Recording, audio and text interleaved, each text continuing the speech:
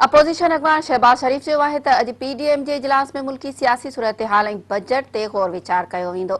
इस्लामाबाद में पीडीएम जे सरबराह मौलाना फज़लुर रहमान सां मुलाक़ात खां पोइ गॾियल तौर मीडिया सां ॻाल्हाईंदे शहबाज शरीफ चयो त पीडीएम जे इजलास में समूरा पार्टी मेंबर मौजूद हूंदा। इजलास में मुशावरत सां फ़ैसिला कया वेंदा। हुन चयो त मुंहिंजी का बि ज़ाती राय नाहे, मुस्लिम लीग नून जी राय आहे। का बि हिकु पार्टी कंहिं पार्टी खे तहत में रखण या कढण जो अख़्तियार नथी रखे। हुन चयो त पीपी ऐं एनपी जे पीडीएम में वापसी बाबति ज़ाती राय न ॾींदुसि। अपोज़िशन लीडर तौरु मुंहिंजी ज़िम्मेवारी आहे त गॾियल हिकमत अमली जोड़ी वञे।